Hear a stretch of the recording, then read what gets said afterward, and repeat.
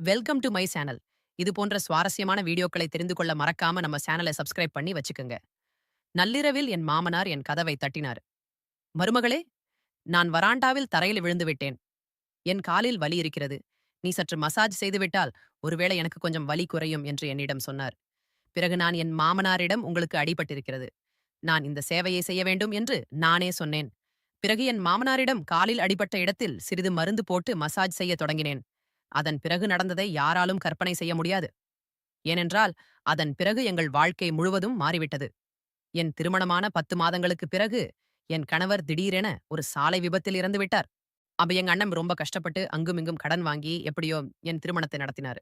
ஆனால் 10 மாதங்களுக்குள்ள நான் மீண்டும் என் பெற்றோர் வீட்டிற்கு வந்து விட்டேன். என் பெற்றோர் வீட்டில எங்க அப்பா அம்மா இல்லை. அதனால எனக்கு மிகவும் பயமாக இருந்தது. எங்க அண்ணன் தான் எனக்கு எல்லாமே, என்னை படிக்க வைத்து எனக்கு திருமணம் செய்து வைத்ததும் என் அண்ணன் தான். நான் மீண்டும் என் பெற்றோர் வீட்டுக்கு வந்தால் என் அண்ணி ஏதாவது சொல்லுவாள். யாருடைய மடியில் என் முகத்தை மறைப்பேன்? என் தாய் தந்தை இல்லாததால் பயம் இன்னும் அதிகமாக இருக்கிறது. பிறகு திடீரென்று ஒரு நாள் என் மாமனார் எங்கள் வீட்டிற்கு வந்து என்னை மீண்டும் தாங்கள் வீட்டிற்கு அழைத்துச் செல்ல விரும்புவதாக என் அண்ணனிடம் சொன்னார். என் அண்ணி உடனடியாக ஆம் என்று சொன்னாள். ஆனால் என் அண்ணன் இப்போது உங்கள் மகன் இல்லை. பிறகு ஏன் என் சகோதரியை அழைத்துச் செல்ல விரும்புகிறீர்கள் என்று கேட்டார். இதற்கு என் அண்ணி இதில் இவ்வளவு யோசிக்க என்ன இருக்கிறது? அவர் அவளை அழைத்துச் செல்ல விரும்புவதாக சொல்கிறார். அவரை அழைத்துச் செல்ல விடுங்கள். அவள் அவர்களின் வீட்டிற்கு மருமகள் மகன் இருந்துவிட்டால் என்ன, அவள் தன் மாமனார் வீட்டிற்கு போகலாம் என்று அண்ணனுடன் சண்டையிட ஆரம்பித்து விட்டாள். அன்னையின் இந்த சண்டைக்கு பிறகு என் அண்ணன் வேறு எதுவும் கேட்காமல் என் சகோதரி அங்கே மகிழ்ச்சியாக இருந்தாள். ஒரு அண்ணனாக நான் மகிழ்ச்சி அடைவேன். நீங்கள் அவளை அழைத்துச் செல்லுங்கள் என்று சொன்னார். பிறகு என் மாமனார் என்னிடம், சரி மருமகளே, உன் பொருட்களை எடுத்துக்கொள் என்று சொன்னார்.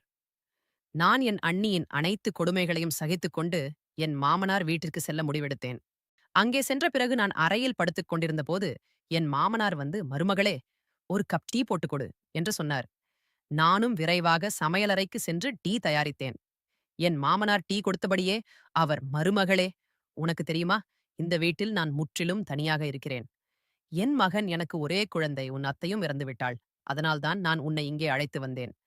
அதனால் நான் இந்த வீட்டில் தனியாக இல்லை என்று எனக்கு தோன்றும் என்று சொன்னார்.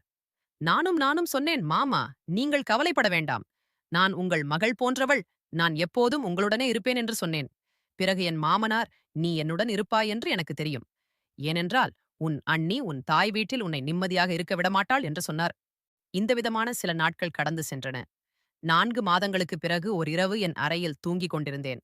அப்போது நள்ளிரவில் யாரோ என் கதவை தட்டினார்கள். இது என் மாமனாராகத்தான் இருக்கும் என்று நான் புரிந்து கொண்டேன்.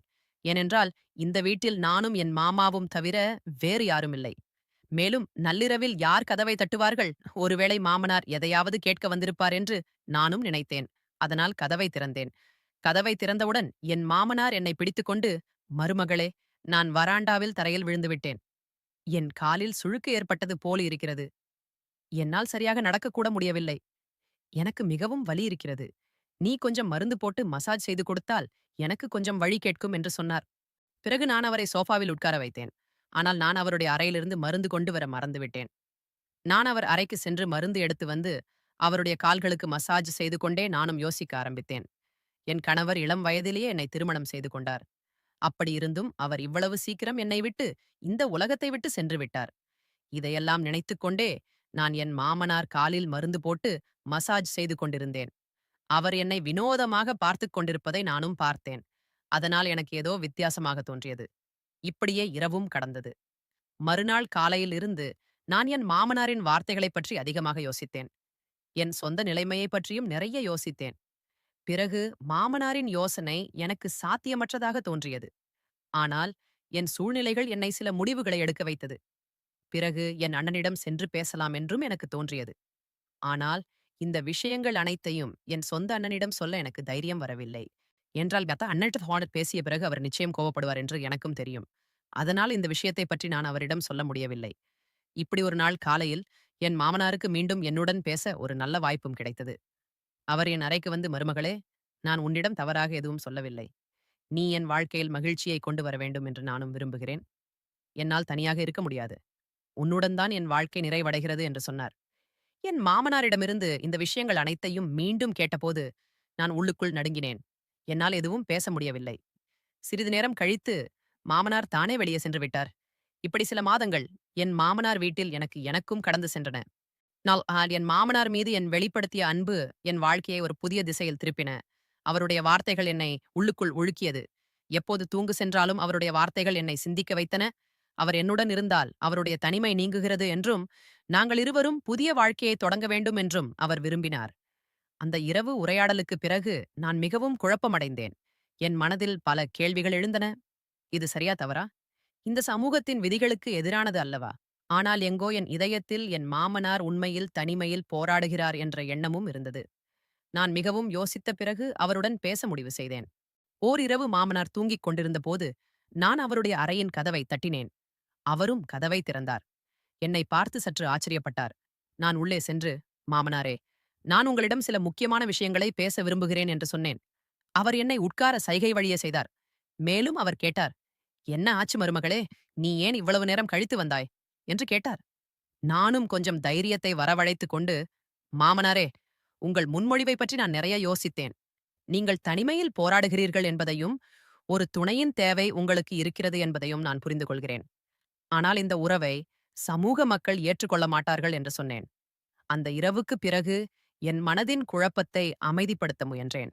தனிமையிலிருந்து விடுபட என் மாமனாரின் நோக்கமாக இருந்தாலும், இந்த பாதையில் செல்வது எங்கள் இருவருக்கும் தவறு என்பதை நான் புரிந்து கொண்டேன். என் வாழ்க்கை பாதையை நான் தீர்மானிக்க வேண்டியிருந்தது. இனிமேல் என் வாழ்க்கையின் பொறுப்பை நானே எடுத்துக் கொள்வேன் என்று முடிவெடுத்தேன். அடுத்த நாள் காலையில் நான் என் அண்ணனுக்கு தொலைபேசியில் அழைத்து அவரை சந்திக்க விரும்புவதாக தெரிவித்தேன். என் நிலையை பற்றி அவரிடம் பேச வேண்டும் என்பது எனக்கும் தெரியும். அது அவ்வளவு கடினமானதாக இருந்தாலும் சரி, அண்ணன் என்னை சந்திக்க அழைத்தார். நான் அவரை சந்திக்க தயாரானேன். நான் பெற்றோர் வீட்டிற்கு வந்தபோது என் முகத்தில் இருந்த குழப்பத்தை அண்ணன் புரிந்து கொண்டார். நான் அவரிடம் எல்லாவற்றையும் சொன்னேன். மாமனாரின் வார்த்தைகள், அவருடைய எண்ணங்கள் மற்றும் என் மனதின் சுமை. அண்ணன் என் பேச்சை கவனமாக கேட்டு ஒரு ஆழமான மூச்சுடன், தங்கச்சி, இது ஒரு கடினமான காலகட்டமானால் நான் எப்போதும் உன்னுடன் இருக்கிறேன். நீ சரியான முடிவை எடுத்திருக்கிறாய். நீ உன் எல்லையை பாதுகாத்தாய். உன் சுயமரியாதை பாதிக்கப்படவில்லை. இப்போது நீ என்ன செய்ய வேண்டும் என்பது உன்னை பொறுத்தது என்று சொன்னார். அவருடைய வார்த்தைகளைக் கேட்டு என் மனம் லேசானது.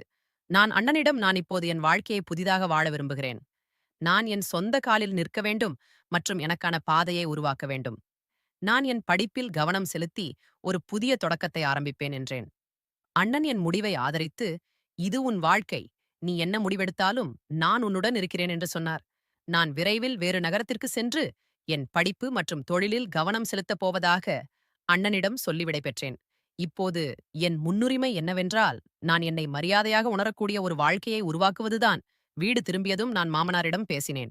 நான் அவர்கிட்ட மாமா, நான் இப்போது இந்த வீட்டை விட்டு வெளியேற விரும்புகிறேன். என் வாழ்க்கையை மீண்டும் கட்டமைக்க வேண்டிய அவசியம் எனக்கு இருக்கிறது. நீங்கள் தனியாக இருக்கிறீர்கள் என்று எனக்கும் தெரியும். ஆனால் இப்போது நீங்களும் உங்கள் வாழ்க்கையில் மாற்றங்களை கொண்டு வர வேண்டும். நாம் இருவரும் முன்னேற வேண்டும் என்று சொன்னேன். மாமனார் என்னை ஆழ்ந்த பார்வையுடன் பார்த்து, மெதுவாக, நீ சொல்வது சரி மருமகனே. என் தனிமையில் நான் சரியான மற்றும் தவறான மதிப்பை இழந்தேன். எனக்கு உன் ஆதரவு தேவைப்பட்டது. ஆனால் இப்போது நாம் நம்முடைய சொந்த பாதைகளில் செல்ல வேண்டும் என்பதை நான் புரிந்து கொள்கிறேன். உன் முடிவை நான் மதிக்கிறேன் என்று சொன்னார். அன்று நான் என் மீதமுள்ள பொருட்களை எடுத்துக்கொண்டு மாமனார் வீட்டிற்கு தாத்தா சொல்லி விடைபெற்றேன். நானே எனக்கு ஒரு வாக்குறுதி அளித்துக் கொண்டேன். இனி என் வாழ்க்கையை என் கனவுகளுக்கு ஏற்ப அமைத்துக் கொள்வேன். சில மாதங்களுக்குள் நான் ஒரு புதிய நகரத்தில் சேர்ந்தேன். அங்கு என் படிப்பை முடித்து ஒரு நல்ல வேலையை பெற்றேன். நான் ஒவ்வொரு கடினமான சூழ்நிலையையும் எதிர்கொண்டு என் சுயமரியாதையை பாதுகாத்தேன் என்பதில் நானும் பெருமைப்பட்டேன். இந்த புதிய பயணத்தில் நான் முன்பை விட வலிமையாகவும் தன்னம்பிக்கையுடனும் இருப்பதை கண்டேன். வாழ்க்கையில் சிரமங்கள் வரும். ஆனால் நாம் நம் பாதையில் உறுதியாக இருந்து சரியான முடிவுகளை எடுத்தால் நமக்கு ஒரு புதிய வாழ்க்கை கிடைக்கும் என்பதை நானும் உணர்ந்தேன். நம் சுயமரியாதை மற்றும் தன்மானத்தால் நிரம்பிய ஒரு வாழ்க்கை. நண்பர்களே, இந்த வீடியோ பிடிச்சிருந்துச்சு அப்படின்னா மறக்காம நம்ம சேனலை சப்ஸ்கிரைப் பண்ணிக்கங்க. இத பத்தி உங்களுடைய கருத்துக்களை கீழே இருக்கிற கமெண்ட் செக்ஷன்ல கண்டிப்பா சொல்லுங்க. தேங்க்ஸ் ஃபார் வாட்சிங்.